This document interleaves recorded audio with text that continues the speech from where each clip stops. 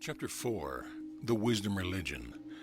Wisdom is the principal thing, therefore get wisdom, and with all thy getting get understanding.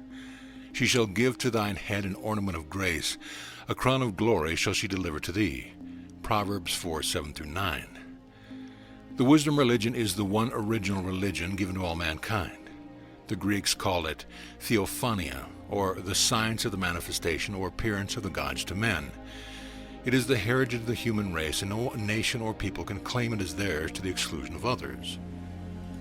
All so-called religions, which are racial and limited, are but the various human interpretations of the one wisdom religion by various peoples, each adapting it according to their racial type of thought, to the particular point of view, and limiting and overlaying it with their human misconceptions. It is the one or the first and supreme wisdom. Pythagoras termed it the gnosis, or knowledge of things that are. This seems to be the best definition, for it makes the great distinction between the teaching of many modern so-called religions, which deal almost entirely with theories about things which even the propounders thereof do not pretend to know, but which they expect their followers to accept because these theories have been accepted by their denomination for ages, and the one religion which was taught to man only by those who absolutely knew. Many centuries before the origin of the Christian religion, there existed in the ancient land of Atlantis, and later in Asia, a wisdom religion which spread over the then known world. Fragments of this religion, carved upon temples, pillars, and tablets by the ancient Babylonians, Egyptians, Chinese, and Hindus, also by the Persians and Mesopotamians, are still decipherable. In the beginning, this one wisdom religion was taught by the divine instructors, the sons of God mentioned in Genesis, and later by the sages of India, the Magi's of Babylonia and Persia, the prophets of Israel, the hierophants of Egypt and Arabia, the seers and philosophers of Greece, and by the Master Jesus and the initiated disciple of the early Christian church, all of whom acquired this wisdom and knowledge through the regular channels, that is, through the mastery of the flesh and conscious communion and union with divine. Nor has it ever ceased to be taught by advanced souls who gained their knowledge of this divine wisdom in the same way. Never, even during the darkest ages, has the world lacked the testimony of some great soul who attained to this divine knowledge in the one and only way, nor will the time ever come when this testimony is lacking. But as usual, that which is and was from its beginning divine, pure and spiritual in its earliest unity, became, by reason of its differentiation through the distorted prism of man's conception, human and impure, as reflecting man's own sinful nature. One application of the law, so the last shall be first and the first last, is that the one wisdom religion shall prevail upon the earth during the last races of humanity, as it did during the first. The great difference is that in the beginning humanity was like a child learning the great truth from the gods direct, much as a child learns to lisp its prayer at its mother's knees. Later, when humanity grew up and entered the world's arena, it had to put into practice the lessons inculcated in its childhood. And at last, when humanity has reached the stage of manhood, we have the promise that the race shall become once more pure and innocent, not, however, with the purity and innocence of ignorance, but of wisdom.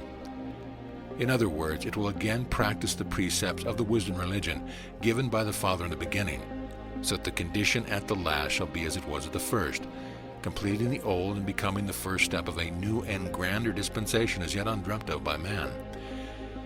There was in every ancient country having claims to civilization an esoteric doctrine, a system which was designated wisdom, and those who were devoted to its prosecution were first denominated sages or wise men.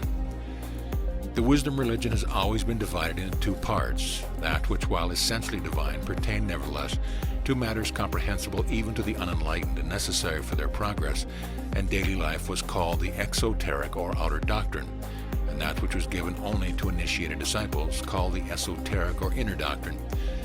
The wisdom religion deals with things that are, and hence is not a religion of ritual or dogma, although it gives to them their soul. It takes but little thought to realize that all things that are must have deep underlying causes which produce the effects. These causes naturally can be known and understood only by the few. In every science, while much can be given to the world at large, still the deep, mysterious workings of the science, be that science what it may, can be discovered only by one who has made it a life study, devoting all his time, thought, and enthusiasm to its inner and less apparent causes. Unless there were some who could and did this study, no true idea of that science could be given to the world. Every experiment must be proved in a laboratory ere it can be given to the world. The scientist must know, If the many confusing technicalities were laid before the general untrained public, they would tend not only to be confused, but also discourage and perhaps work great harm.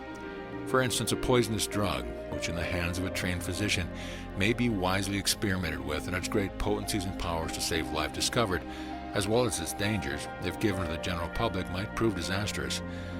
Thus it was with the wisdom religion. It can reveal its inner truth only to those few who have devoted many lives to its study, and who have thereby evolved to a point where it can be taught them direct from God. For it would be unwise and dangerous to give many of its mysteries to untrained disciples, be they ever so earnest and sincere. Hence the esoteric or inner has always gone hand in hand with the exoteric doctrine. The esoteric, when mentioned outwardly at all, is set forth in parables and symbols, so that only those whose hearts are illumined by the light of the Christos can understand the deeper meaning. Yet such parables always contain an obvious moral precept, which is helpful to all who receive it.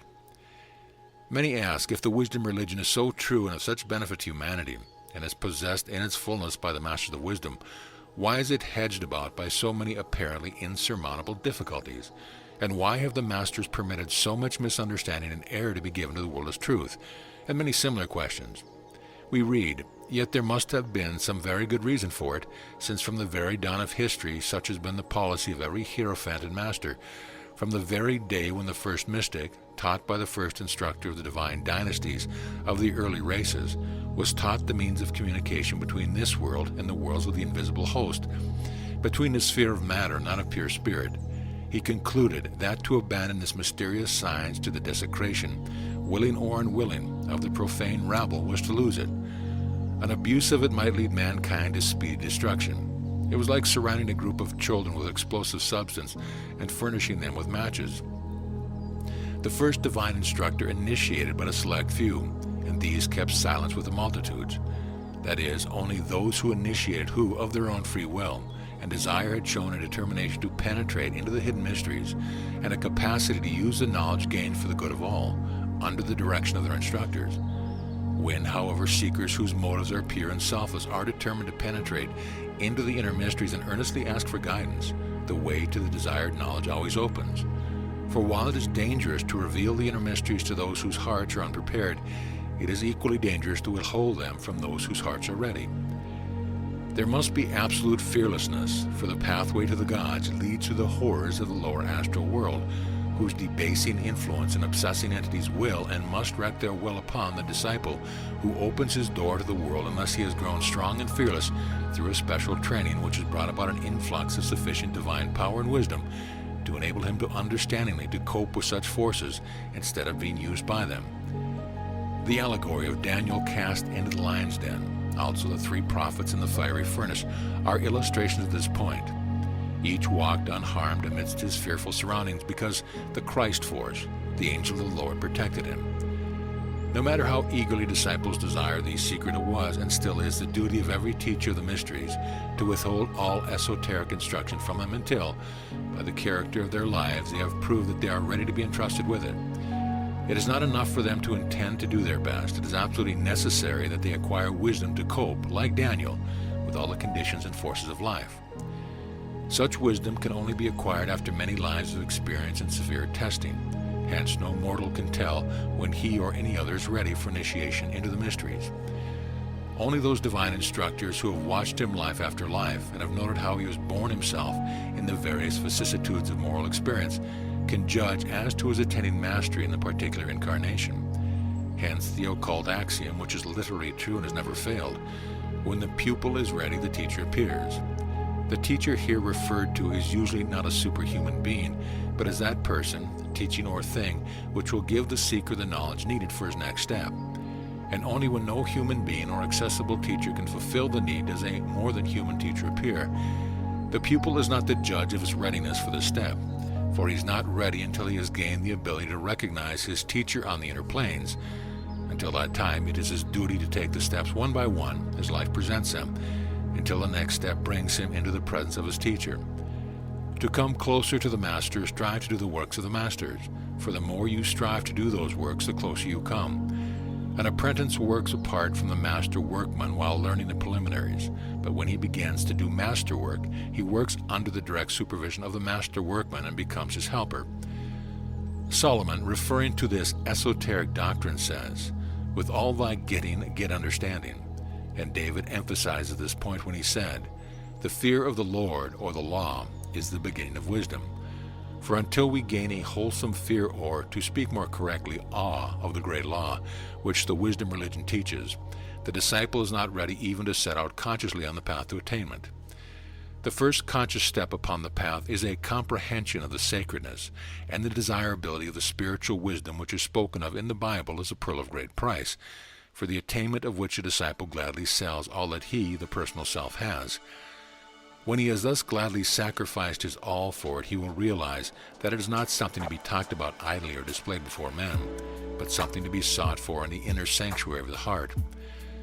The disciple must be willing to be proved worthy ere he can hope to receive. Solomon said, "When wisdom entereth into thy heart, and knowledge is pleasant unto thy soul, discretion shall preserve thee, understanding shall keep thee." Every candidate for initiation must feel within himself the great self, the mighty Lord and Protector. The I Am, or Ego Sum, shows his full power to each one who can recognize the still small voice, and this recognition can only come through the cultivation of the spirit of love. We attain to a knowledge of this mighty Lord, our Father in heaven, when we do the works of our Father. First and foremost of these works are the manifestation in our lives of divine love and compassion. He who says he has realized the divine within himself, yet only as a power for his own upliftment, and who uses it only for his own advancement, has never even approached that realization. Such received the condemnation of those who prophesied and did many wondrous works in his name. "I know you not whence ye are. Depart from me, all ye workers of iniquity." The first action of the divine in the heart is to awaken love and compassion for the race. God is love, and the disciple cannot draw near to or have a realization of God without an awakening of that divine love and compassion, which is not limited to individuals, but which is poured out for all the world. For God so loves the world that he continually gives his only begotten Son, the emanation from himself, love, that whosoever believeth on his Son shall have eternal life.